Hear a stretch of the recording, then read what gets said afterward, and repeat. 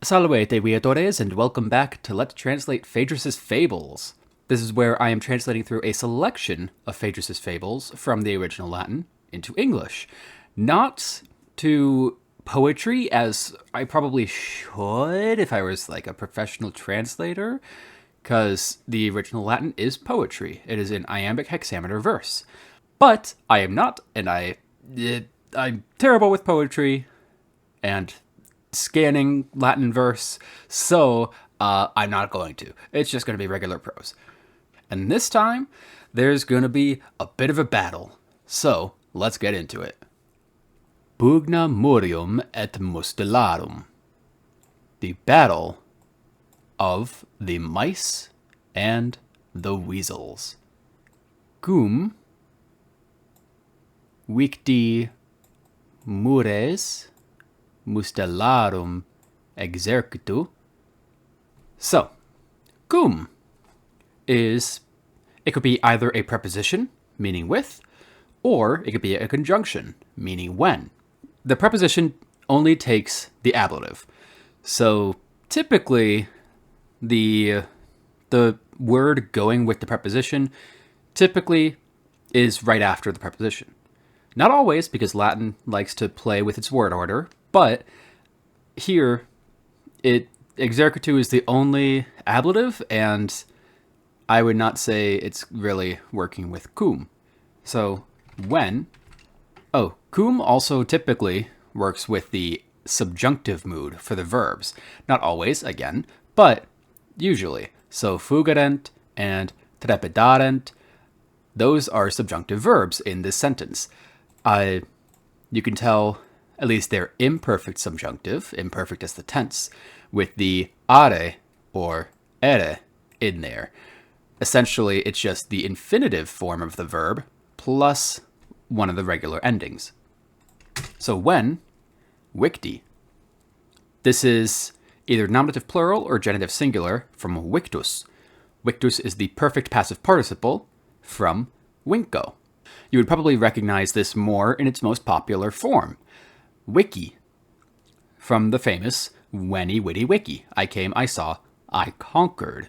Of course, that's just the first person singular perfect active indicative, but this is the perfect participle from that same verb. So it's still to win or conquer, but it's passive. And it being a participle, it's essentially acting like an adjective for the noun that it's working with, which here is mures.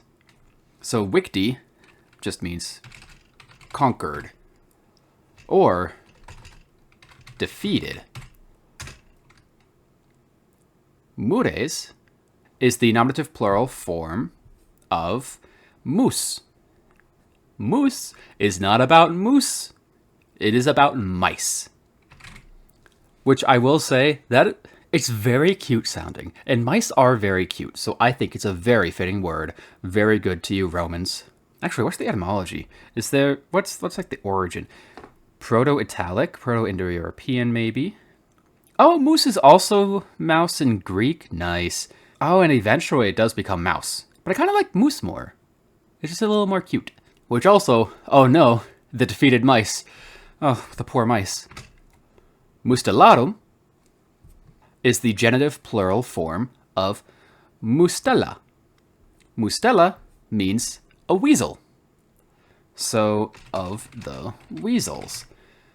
And this is, of course, where we get the... I don't remember what exactly. Not kingdom, not class, but like the order of the mustelids. That is where we get the word from. And exercitus, well, that's the nominative form of exercitu. Exercitu is the ablative form. So, by the army. So, really, we can just say, when the mice were defeated by the army of the weasels.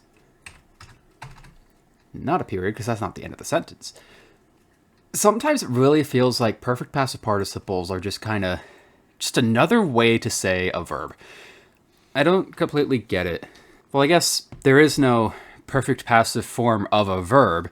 It's just the perfect passive participle, so I guess that's why. Which means maybe I should really be marking it as a verb, but historia quorum et in tabernis pingitor. Just a little aside, as shown by the parentheses. Historia, exactly what it looks like. History. Quorum is the genitive plural form from qui, which is a relative pronoun. So it would be of whom. Et is usually... Oh, no! Yeah, right. I remember this from sight reading this. So et is usually a conjunction, just meaning and. Or you can use it twice in the sentence to mean both and. Or it can also be an adverb, where it's a synonym of quoque, which is another adverb meaning also. I never think of et as an adverb. It's so weird. In is another prepositional, well, a preposition. Well, it's not another preposition. We haven't had a preposition, but cum could have been a preposition, but it's not. But preposition, it means in or on, depending on context, or it can mean into or onto, depending on the case of the noun it is working with in the prepositional phrase. Tabernis is either dative or ablative, and it can only go with accusative or ablative, so it has to be ablative. And tabernis, dative or ablative from taberna, which means a tavern. Ooh, tavern. Or an inn or whatever. In fact, it's plural. And pingitor. Pingitor is third person, singular passive from pingo. Pingo means... Oh, it's also... I think it's perfect. No, it's present. It's present... It's also present. Third person singular, present passive indicative. And pingo means to decorate, embellish, to color, or to portray. Well, really, is portrayed, or even maybe like represented. So let's put it in the correct word order, and maybe we'll see. The history of whom is also represented in taverns. Now, I don't know exactly what this is referring to, because it also depends on really what is happening in the taverns. Is it that there are images in the taverns, or is it like it's being embellished or portrayed in, like, people tell it in taverns? I would assume it would be pictures portraying it in taverns. So I guess I'll go with represented. Yeah, let's do that. Which also, wait. So the history of whom? Is that just the mice? Is it the mice and the weasels? Like, they have images in taverns portraying the history between the mice and the weasels, what it led up to their war, and what led to the mice's defeat? I want this. I want this. I want to know more. Except there is no more, as far as I know. If you know more about, like, some story from the Romans, or even the Greeks, maybe. Well, I guess, yeah, also the Greeks. About a history between the mice and the weasels outside of this one fable, I want to know. Please. But let's continue on. Fugerent et, there's the conjunction.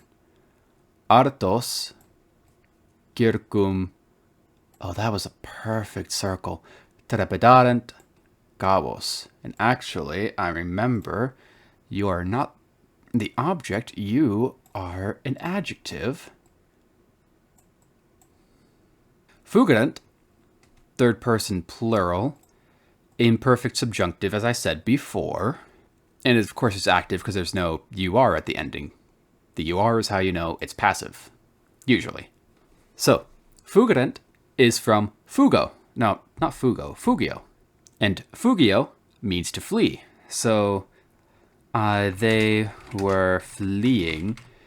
And I'm not translating it any differently from the indicative because it's just subjunctive for the when with the cum.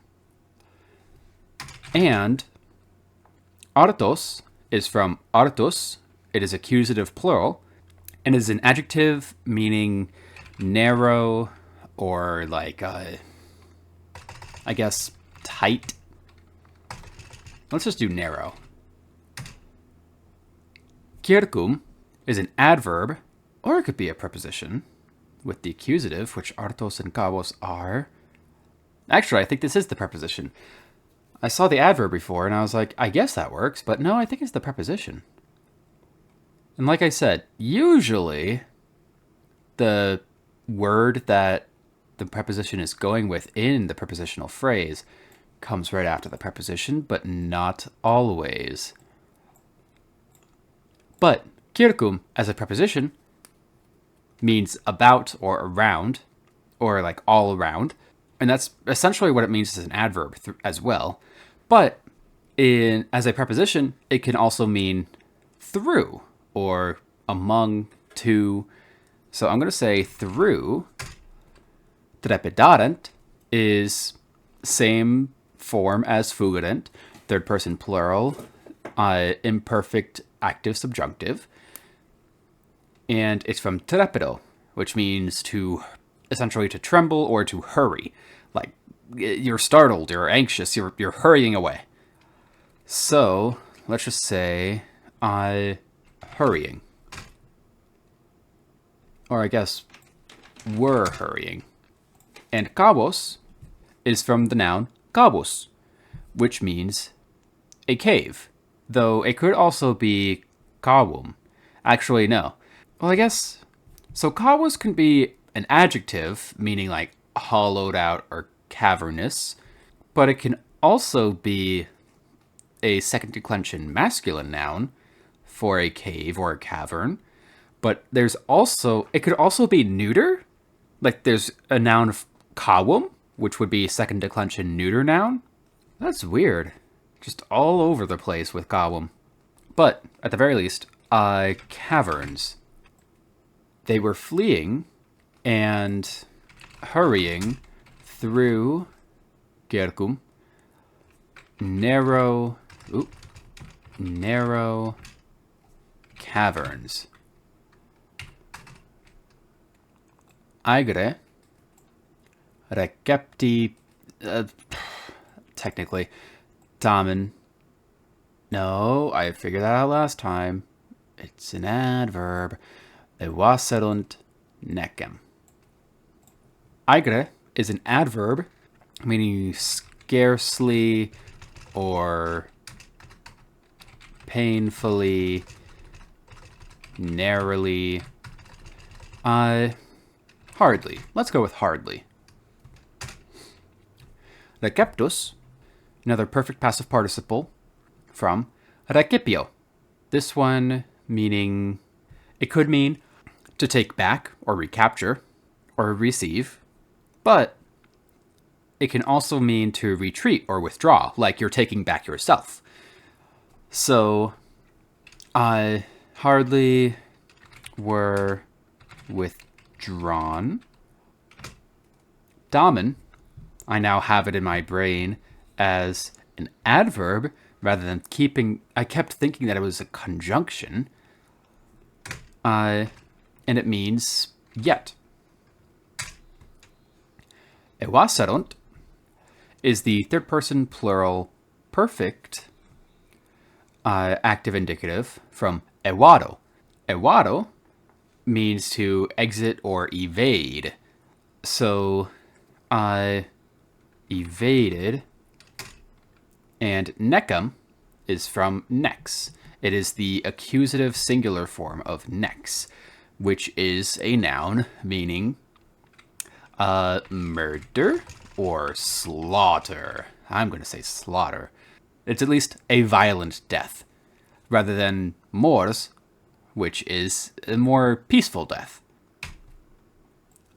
So they were hardly, or I guess, yeah, hardly withdrawn, yet they evaded a slaughter.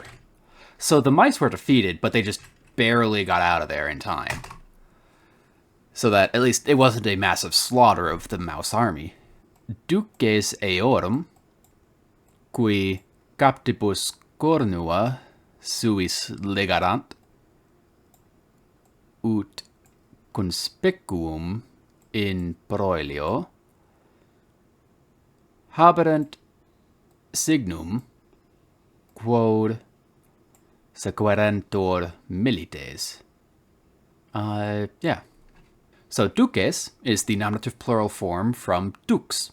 Dux is where the word, or the title, of duke comes from, and it means a leader or a general. I can see either way, either generals or just in general leaders. Eorum is the genitive plural form from is, ea, id. Is the just general pronoun. He, ea, her, id, it.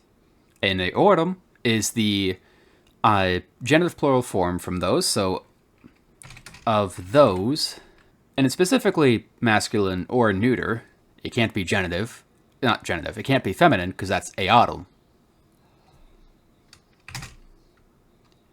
And qui, relative pronoun, did I mention that? Yeah, because qui is the nominative form from quorum. So qui, who, captibus, dative or ablative plural from caput, which means head, with heads. Cornua is either the nominative or accusative plural from cornu. Cornu means a horn. So, I guess horns.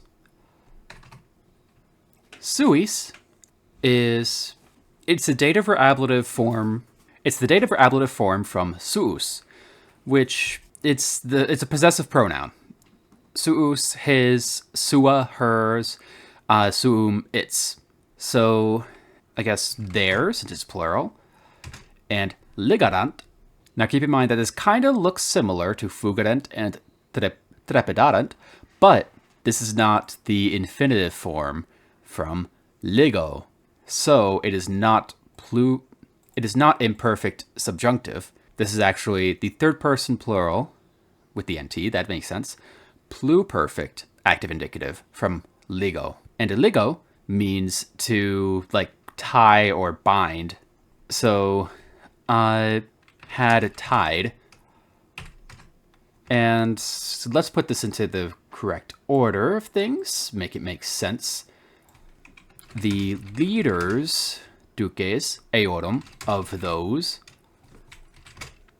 qui, who, ligarant, had tied to the object, cornua, horns. And I guess suis and captibus are really dative, not ablative. So, to their heads. Ut, conjunction that can mean a couple different things depending on the verb. Indicative, it means like or as, kind of like a comparison. With the subjunctive, which, there we go, imperfect subjunctive again, very obvious, and I like it a lot. But with the subjunctive, it is more purpose, so that.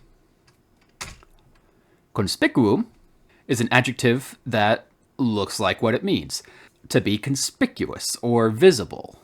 So, yeah, I'm not going to go with the English cognate this time. Let's go with visible. In, we already saw that before, and proelio. This, we saw in the title, pugna is battle, but proelio, or proelium in the nominative, also means battle. They're just synonymous. So, had tied horns. I'm going to do this to their heads so that, ut, there's no verb of to be, but it's essentially so that they were conspicuum, visible in proilio, in battle. Exactly the reason why generals tend to have that sort of thing. Whether it be a massive crest, or I guess horns, generals need to be seen on the battlefield. Either for the morale of their men, so that the men know who they're taking orders from, or for like glory reasons, or authority or dignity reasons, all that sort of stuff. And the mice do it too. Haberent. Wait, hold on. I blocked that. Is there a comma? No. Oh, but there is a comma here, isn't there? Yeah, okay. Because the oot is not showing purpose with this little relative phrase, relative clause, I should say. It is for this next part of the sentence. Haberent, third person plural, imperfect, active subjunctive. They were having, I guess, I'm just going to say they had, signum. Signum is where we get the word signal from, because it means a signal or a sign. Quod, a conjunction meaning because, or which, but I'm going to say because. Sequerentur, again, third person plural, imperfect active subjunctive. Now you may be seeing the ur at the end of the word and think it's passive though. But this is formed from the verb sequor, and sequor is a deponent verb. It always looks passive when it's actually always active. It's a bit confusing, but once you get used to it, it makes more sense. And sequor, we get the phrase non sequitur from this. It means to follow. So we're following milites. Milites is from miles. I know it looks like miles, but it's miles. And it means soldiers. So really, I'm going to reverse this. Who had horns tied to their heads. They had, haberent, signum, a sign, because, or maybe it is which milites, the soldiers, sequerentur, would follow. No, I think it's fine how I originally had it.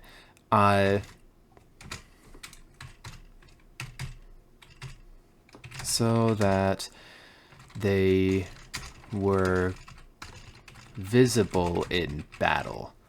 The leaders of those who had tied horns to their heads so that they were visible in battle had a sign which the soldiers would follow. I guess you could also say symbol? I'm going to go with sign for now.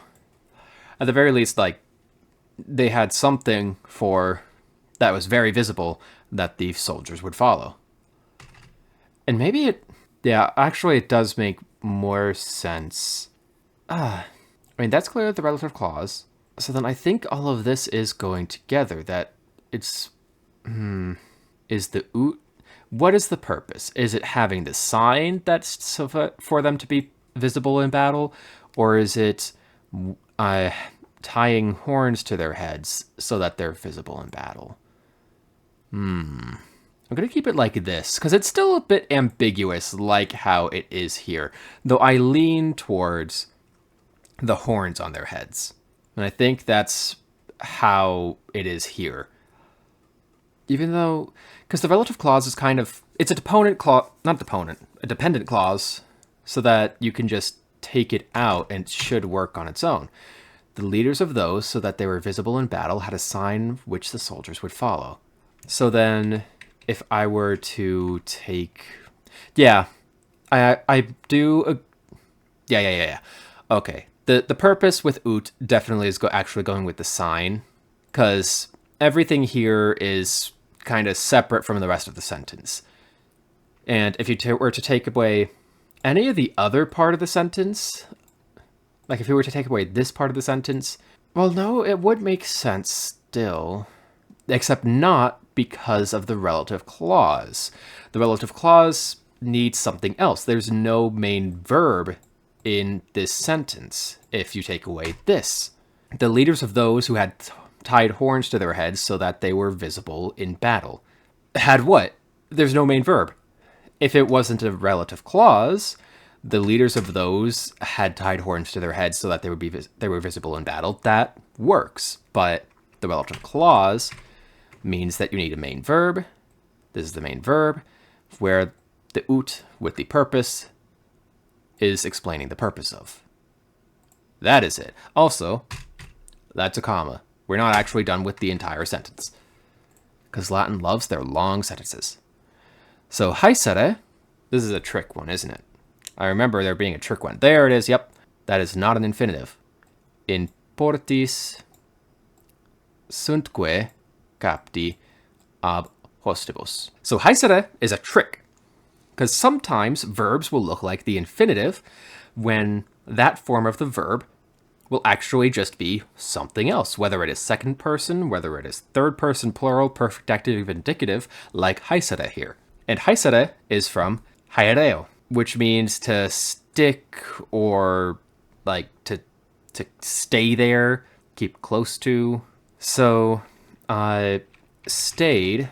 Well, okay, now I'm questioning myself because the sentence actually continues with the ut purpose stuff. But let's just keep going for now. In portis, so in portis, from porta, so it is dative or ablative plural, so it is in, and porta means gate, so gates. Suntque, que you always translate first, right before the verb it's attached to, and it's just a conjunction meaning and. Sunt are capti. Capti is another perfect passive participle, which really the sunt is going with, but you can try to kind of just translate it like that. But captus means captured from capio. Capio means to capture, so captured, and really were captured, because the perfect tense. Ab means from or by. It's a preposition, from or by, taking the ablative. And the dative or ablative of hostis is hostibus. So, by enemies. They stayed in the gates and were captured by the enemy. You could say enemies or enemy. The Romans didn't really, so we'll say collectively on the other side of the field, that is the enemy. But the Romans did not do that. They're like, they would think, but that's a whole group of enemies. So those are the enemies. They don't collectively group them into just a singular noun. So in English, we would usually just say the enemy, but with the Latin, it's the enemies. Translate it either way you want. I'm actually going to go with the more regular English way for it. Quos immolatos victor avedis dentibus capacis alui mercet tartareo specu. Oh wait, tartareo specu. There we go. Right, yeah. Like that. Okay. And I guess that would also be the end of the relative clause. Okay, so. Quos. Another form from quorum or qui. This is the accusative plural. Masculine or dative. I mean, masculine or neuter. So, those who... Immolatos. Immolatos is the accusative plural form from the perfect passive participle immolatos. Perfect passive participle of immolo, which means to immolate, like to light on fire, or to sacrifice. Which, yeah, makes sense. A lot of sacrifices to the gods would be on fire. The smoke would rise up and the gods would receive it in the heavens. Ooh, that always reminds me of the play The Frogs. Not the frogs, the birds from by Aristophanes, the ancient Athenian playwright, where these couple of guys convince the birds to build Cloud Cuckoo Land, this fantasy land in the sky, so that it would block the sacrificial smoke from reaching the gods, and the gods get upset, and so send Hercules and another god I don't remember to talk to the guys. Very fun play, very funny. I recommend it. But anyways, back to Phaedrus. Those who were sacrificed. Victor, exactly what it looks like. Victor. Avidis, it's also very similar to what it looks like. It is from an adjective, avidos, it's the dative or ablative, plural.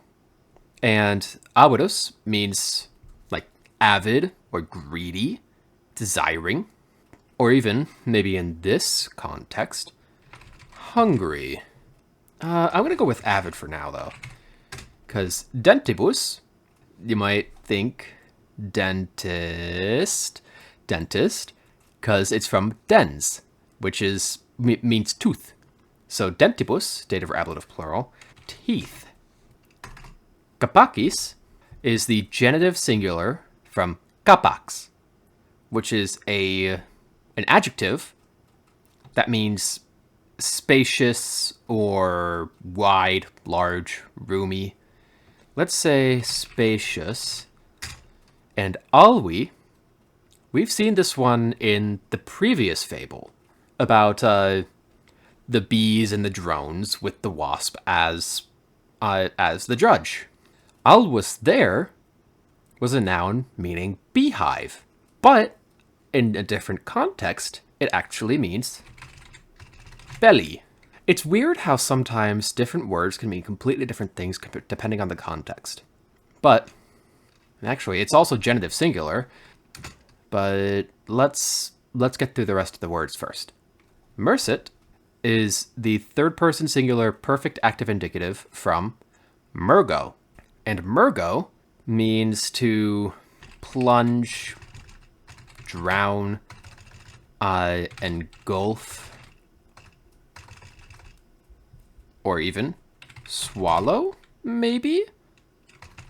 Or also just overwhelm. I'm going to try swallow first, considering we've got a belly. Tartareo is from Tartareos, which may seem kind of similar to Tartarus. So it's kind of Tartarian. It's an adjectival form of Tartarus, which you could also say, I guess, infernal, but I would hesitate to do that because it sounds like you're conflating Tartarus with hell, which I do not like doing. So Tartarian and specu. Specu is the ablative form of specus, which means cave or grotto or abyss. And seeing as I marked alui as modifying specu with possession, those who were sacrificed, the victor,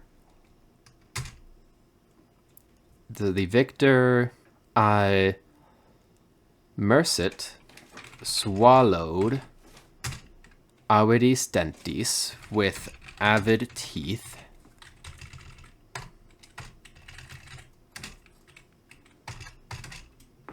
I guess in the Tartarian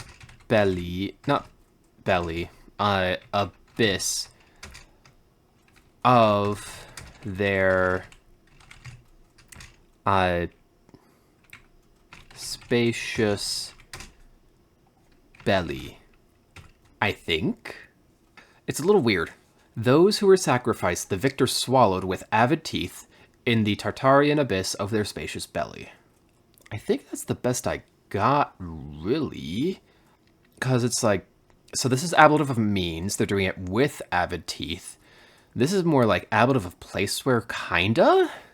It's weird, because You would think its movement, like the swallowing or overwhelming, would be movement into, but these are ablative and not accusative. But of course they're not accusative because they're not the direct object. Quo simulatos is, or are. I really think that's the best I'm going to get, because it's kind of awkward in English. But I do think that's how it's being put together. I mean, maybe you could say more so like gullet or throat, mouth? Because there is, like, os means mouth, but, I mean, speku, well, not speku, but alwas, it generally means, well, it could mean a cavity, which you can argue your mouth is a cavity, just in your mouth, like in your head. It is a cavity in your head. I think I'm going to go with mouth, actually. I think that just makes more sense. But I really don't think that's what is being intended, because it doesn't seem like that's what always often is used for. If he means a mouth, he would just use os, or really oris, but whatever. I'm going with belly. Just because always, it's more belly than mouth. Maybe I just use cavity. Because then it's a little more ambiguous on whether it is the stomach or the mouth. Yeah, I'll do that. Yeah. Haha. Found a workaround. Quecumque populum tristis eventus permit. Oh, right. Eventus is our subject. So, quemcunque is a pronoun. It is the accusative form of quicumque, which means whosoever. So, accusative as the object, whomsoever. And it's the accusative masculine singular. Populum is the accusative form from populus, which is in a masculine noun, and it means people. If you've heard vox populi, voice of the people. Just this is accusative. Tristis, this is the nominative form of the adjective. That means sad. Or, for a more poetic, fancy word, sorrowful. Maybe unhappy. Let's do with unhappy, and eventus is exactly what it looks like, an event. Premit is the third person singular present active indicative from premo. Premo means to press or push, or even like oppress, or even to defeat. Let's put it into word order and see what sounds right. So, an unhappy event, tristis eventus. Maybe, let's say, topples. Yeah, that sounds good. Whatever people. It's masculine, but you gotta, like, it's still like kind of a indeterminate number of whatever the pronoun is referring to. So whatever, even though that would typically be used with the neuter, it still works. So whatever people, an unhappy event topples whatever people. Periclitator magnitudo principum. Periclitator is from periclitor. Periclitor, not like tor, like the UR, but tor, OR. Third person singular present active indicative. You might be able to guess. The UR means it's deponent, so it looks passive, but it is actually active. And it means it could mean to prove, test, or attempt, but really here, the peri, like peril, it risks or endangers. Magnitudo is an adjective. No. No. Oh, wait. Nope. Nope. Nope. I thought it was just a weird looking adjective, but no, no, no. No, no, no. I got it now. It is. That is the subject because it is a noun, and principum is genitive plural. So magnitudo is like the magnitude or greatness. Dang, how would you put it? It's almost like, ooh, the importance. Let's do that. Principum is from princeps, which could be an adjective, but it could also be a noun, which means a leader or chief. Okay, I'm gonna do leader here of the leaders and change duques to generals. Let's do that, because they were technically in battle, so the importance, magnitudo, of the leaders, periclitator, endangers, kind of them, implied. Minuta plebes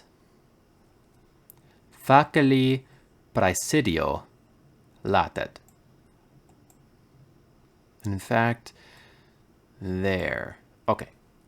So, minuta is an adjective from minutus, which means like little or petty or like unimportant, you could say. Unimportance. No, unimportant. Plebes, you probably know this one immediately. It's from plebs. Plebs is the singular, by the way. Plebes is the plural. So I'm actually just going to translate it. Commoners. Because plebs is not the plural. Facili is another adjective from facilis, which means easy. Praesidio is a noun, dative or ablative singular, from praesidium. Praesidium means defense or help, aid, guard. So I guess, let's say defense. And latet. Latet is the third person present active indicative from lateo. Lateo means to conceal or hide, or what I like, keep out of sight. So, the commoners, which minuta, that has to be, well, it's either nominative, not nominative. Well, yes, nominative. Nominative or accusative plural neuter, or feminine nominative or ablative singular, which plebs is feminine, actually. Okay, so actually, I think minuta is modifying plebes. So the little or unimportant commoners escape notice facili with an easy praesidio, defense. The key word here is minuta. The unimportant commoners escape notice with an easy defense. It doesn't quite capture what it's supposed to be saying, because it's supposed to be that the importance of the leader endangers them, but the unimportance of the commoners is a very easy defense for them to escape notice. So, hold on. What is the gender of it's praesidium, so it's neuter. So then, yeah, minuta has to be agreeing with plebes, which also, by the way, plebes can be the singular or plural from plebs. Plebs could be the singular, but plebes can also be the singular, which is weird. But yeah, minuta has to be agreeing with plebes because it has to agree in gender, number, and case. It does not agree in gender with praesidio, which is neuter ablative. And so minuta, if it's agreeing in gender, it can't agree in case. And if it's agreeing in case, it cannot agree in gender. So The unimportant commoners escape notice with an easy defense. Actually, with an easy protection, I'll say. That protection being their unimportance. Yeah. All right. I'm happy with that. I'm happy with that one, actually. I'm still not quite sure with this, but I think it'll do. So, a fair moral. When stuff goes down, tristis eventus, premet quemcumque populum, it's the leaders that are in the most peril, because they will be hunted down and they will be executed. The commoners, the minuta plebes, or I guess, actually, if it's agreeing in gender, number, and case, then minuta has to be singular, because plebes also has to be singular, because minuta. Also, plebes has to be singular, because latet, that the verb is singular. So there we go. That's really the finished translation. So, but yeah, what was I saying? Yeah, the common people they tend to not be completely slaughtered unless they are resisting. At least from what I know of history. Of course, there can also be collateral damage or just the new regime trying to make a point.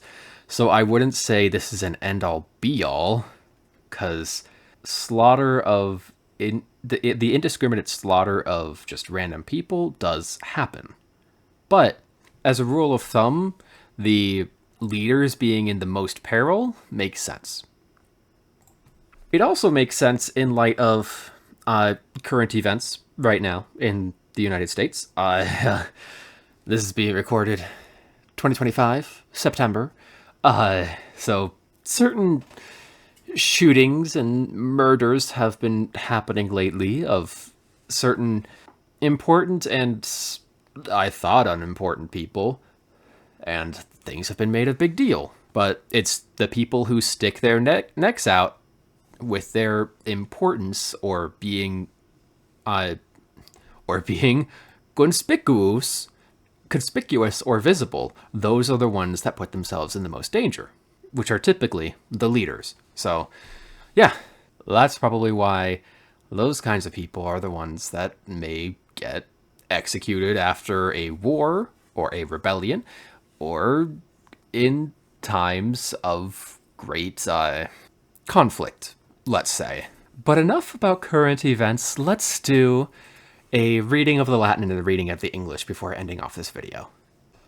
So I actually forgot to talk about this, because so last Fable, I also talked about differences between a couple of the different texts that I use. This is from Perseus Tufts, the website, and this one is from the Latin Library. Both common websites for Latin students to use. And there are two differences, if I recall correctly, between the texts that I wanted to talk about. One is in the second line, quorum versus quot sunt. Quot sunt really... Whoa, why did it do that? Quot sunt... Stop that. Why does it do that? I want to indent. Whatever. Quot sunt would be... Well, I already talked about quorum of whom. Quot sunt is more like how many there are, which is more emphasizing how many depictions of the history of the mice and weasels there are. So I guess it would be more, this line would be a history, how many there are, depicted in taverns, versus the history of whom is also depicted in taverns. It's slightly different, but it's definitely different enough to be a little bit substantial. It's, of course, not really related to the fable in general, but it's still an interesting difference between the texts, which, like I said last time, is probably due to manuscript differences. There are a few different manuscripts with like a few different. I'm pretty sure there are a few different manuscripts of Phaedrus, and so these might be using different manuscripts for their texts. Either that or maybe just textual errors. I don't know. But yeah. What else? I swear there was something else. Ah, there it is. So, principum, I said, was of the leaders, genitive plural. Principium over here is just the same thing. It's just different spelling. That's not really the substantial difference that I wanted to talk about. It was mostly quorum versus quotsunt. So, yeah, I just wanted to point that out, talk about it a little bit, because, again, these textual differences are fun to talk about and to see how different the translations become. Anyways, now actually to the Latin and English readings. Cum victi mures mustellarum exercitu, historia quorum et in tabernis pingitur, fugerent et artos cercum trepidarent cavos, aegre recepti, tamen evaserunt necem. Duces eorum, qui captibus cornuas suis legarant, ut conspicium in proelio haberent signum quod sequerentur milites, haesere in portis, sudque capti ab hostibus, quos immolatos, victor avidis dentibus, capaci salvi mersit tartareo specu, quemcumque populum tristis seventus premit, pereclitatur magnitudo principum, minuta plebis facili praesidio latet. When the mice were defeated by the army of the weasels, the history of whom is also represented in taverns, they were fleeing and hurrying through narrow caverns. They were hardly withdrawn, yet they evaded a slaughter. The generals of those who had tied horns to their heads so that they were visible in battle had a sign which the soldiers would follow. They stayed in the gates and were captured by the enemy. Those who were sacrificed, the victor swallowed with avid teeth in the Tartarian abyss of their spacious cavity. An unhappy event topples whatever people. The importance of the leaders endangers. The unimportant commoner escapes notice with an easy protection. If you've made it this far in the video, then thank you very much for watching. I hope you've enjoyed my translation, and watching and listening to me walking through the translation and my process. Next time, it's gonna be a long one again, which of course it is, because it's Phaedrus calling out his critics. A Roman poet calling out his critics will always be a lot. Not necessarily in length, but it's a lot. So, it's not even a real fable, but I wanted to include it because it's part of the collection. Plus, addressing the critics is a quintessential part to Roman poetry. At least that's what it seems like, so it's going to be fun. Long, but fun. So, until next time, remember to spay and neuter your pets, et valete, viatores.